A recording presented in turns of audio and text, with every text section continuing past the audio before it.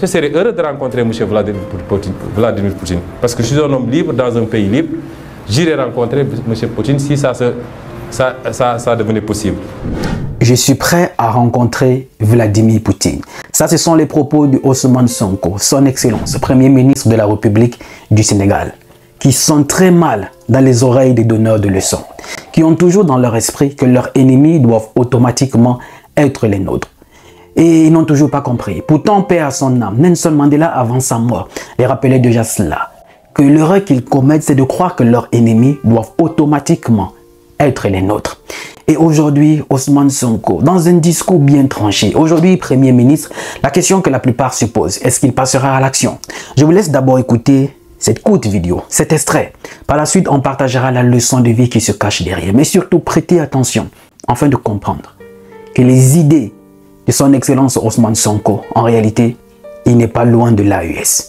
Écoutez. Dans notre entendement, il ne s'agit pas d'échanger une domination contre une autre. Il s'agit d'assumer une souveraineté totale, absolue, et de collaborer avec tout le monde dans un sens bien compris de gagnant-gagnant. La France sera un partenaire si elle le désire, mais pas dans les conditions actuelles. La Chine, les États-Unis, tout le monde. Je serais heureux de rencontrer M. Vladimir Poutine. Parce que je suis un homme libre dans un pays libre. J'irai rencontrer M. Poutine si ça devenait possible. Comme je serais heureux de rencontrer M. Biden, de rencontrer le président Buhari, de rencontrer Ramaphosa et tout autre président de la République. Nous n'avons pas de complexe par rapport à ça. Mais c'est dire simplement que ce système, beaucoup de gens ont beaucoup parlé de la notion de système. On ne l'abandonnera jamais.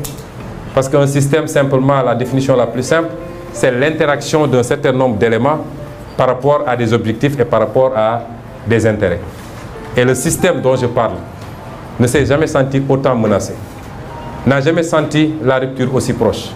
Et parce que ailleurs en Afrique francophone, et je me permets de féliciter nos frères maliens, de leur dire qu'ils font notre fierté, de les encourager à rester dans ce siège, d'encourager le président Assimi Goïta, parce qu'il n'a pas perdu la face. C'est ceux qui voulaient l'humilier qui aujourd'hui sont obligés d'aller à Bamako manger du fognon. Donc il n'a pas à rougir. Et nous lui disons que nous l'encourageons et qu'il doit continuer à rester très proche de son peuple. Parce qu'en politique, il n'y a que cette réalité. Il faut faire de la politique pour son peuple. Qu'il ne se détourne jamais de cet objectif. Qu'il ne se laisse jamais embrigader dans des discours politiciens où on va lui dire que c'est toi qui es là, tu es le tout-puissant, qu'il reste collé aux intérêts de son peuple. Ils gagneront cette guerre contre la gangrène djihadiste par la grâce de Dieu et par les efforts des Maliens et par les efforts de tous les Africains. Si ce problème n'est pas réglé jusqu'en 2024, nous avons vu que Macky Sall a rapatrié les quelques éléments sénégalais qui étaient là-bas. Puisqu'ils n'étaient pas là-bas en tant que Sénégalais, ils étaient là-bas parce que la France lui avait demandé d'amener des troupes. Mais si ce problème n'est pas réglé jusqu'en 2024, si nous sommes élus président de la République, nous dépêcherons des troupes pour soutenir nos frères maliens et en finir avec cette gangrène.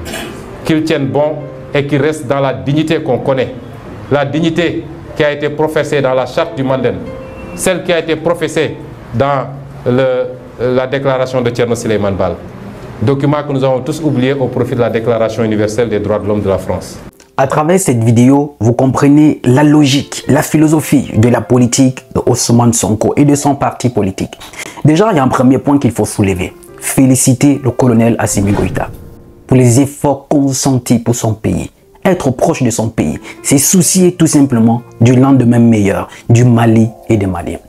Pendant que les vieillards qu'on a à la tête de la CEDEAO prenaient les décisions, voilà, tout simplement pour artificier ce pays, les réunions d'urgence, dans le seul but de sanctionner, artificier ce pays, pour la plupart mal élus, qui sont très loin d'être des exemples. Nous connaissons tous par quels moyens ils sont arrivés au pouvoir. Pendant que ces gens passaient le temps à chanter la chanson de l'impérialisme et jeter du discrédit sur le colonel Assimi Goïta, voilà un jeune charismatique, courageux, un vrai leader. Là, c'est pas un militaire, parce que le plus souvent on disait que les trois présidents du Mali, du Burkina et du Niger sont assez fermes et tranchés dans leur discours parce qu'ils sont militaires. Ousmane Sonko n'est pas un militaire. C'est aussi une lueur d'espoir qu'en Afrique, il n'y a pas que des militaires, il y a aussi des jeunes civils conscients que c'est le moment de dire ça suffit comme ça et de couper ce cordon ombilical avec ceux qui croient que l'Afrique leur appartient. C'est à eux de décider qui doivent être nos partenaires, à eux de décider avec qui on doit commercer. Et à chaque fois qu'on doit prendre des décisions, on doit justifier auprès d'eux. Au nom de quoi? Et si vous avez vraiment prêté attention, dans son discours, il y a une partie très intéressante. Une fois, le colonel Assimi Goïta a dit aux Français, hey, vous devez partir de chez nous.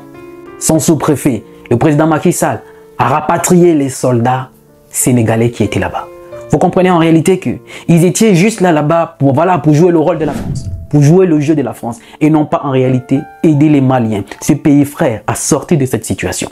Quand on peut dire que celui qui va te livrer à l'ennemi n'est pas quelqu'un qui revient de loin, c'est toujours ton semblable.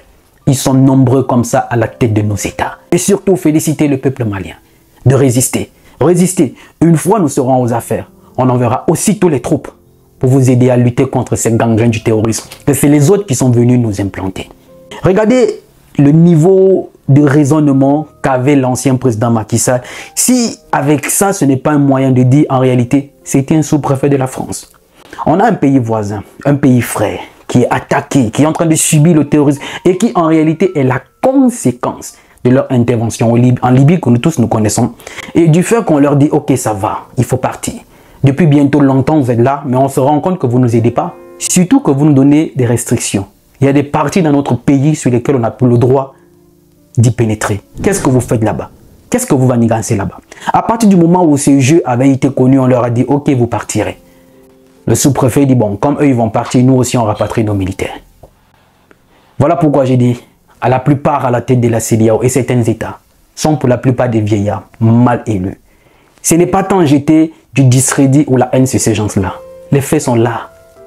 Les faits sont là. Pour la plupart, on connaît comment ils sont arrivés au pouvoir, avec l'aide de la France. Et vous êtes d'accord avec moi, ils ne peuvent que jouer leur jeu.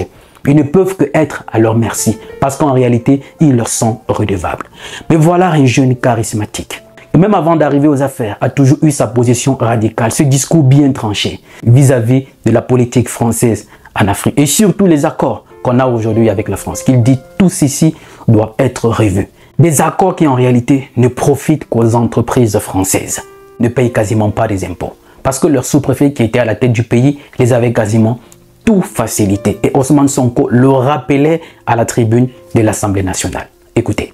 Et vous devez assumer d'avoir annulé la taxe sur les appels entrants. 50 milliards de recettes abandonnées par le président Macky Sall pour respecter une promesse de campagne faite au patronat, particulièrement le patronat français. Enfin, les prélèvements sur les opérations de consignation. Monsieur le ministre, nous savons que ce prélèvement est taillé sur mesure pour la société de droit suisse qui s'appelle Adax Energy, qui fait l'objet aujourd'hui d'un redressement de 100 milliards fraude fiscale sur ces opérations-là. Et nous suivons de très près l'arbitrage qui est sur votre table, parce que nous savons que cette loi, elle est taillée sur mesure pour cette société. Et voilà que le président Macky Sall, sortant de son sommeil de Lyon, décore cette même société de l'ordre national du Lion. Les multinationales viennent ici, elles fraudent, elles grugent le fisc, mais on les décore après de l'ordre national du Lion. C'est très bien fait et puis on avance. Une entreprise qui ne paye pas les impôts, qui a plus de 100 milliards de redressement, comme ça ne suffit pas, non, on lui donne une décoration. Merci, elle fait bien le travail. Et voilà les gens qu'on avait à la tête du pays, qu'on nous fait croire qu'ils sont là en réalité pour le peuple sénégalais. Une chose est sûre, qu'ils ne le veulent pas, l'Afrique est en train de changer. Et la France gagnerait à ajuster sa politique. Dites-moi ce que vous en pensez en commentaire, la famille. Je me ferai aussi le plaisir de vous lire. Est-ce que, avec ce discours tranché d'Ousmane Sonko et surtout ces mots adressés au colonel Assimi Goïta, sont-ils proches de l'AES? Dites-moi ce que vous en pensez en commentaire. Je me ferai aussi le plaisir de vous lire. Je suis Roland Campbell, ton frère. Il n'est jamais trop tard pour retrouver son indépendance. Vrai. Oui, il n'est jamais trop tard pour tout recommencer. Un monde meilleur est possible. Le rêve n'a pas de date d'expiration. Salut!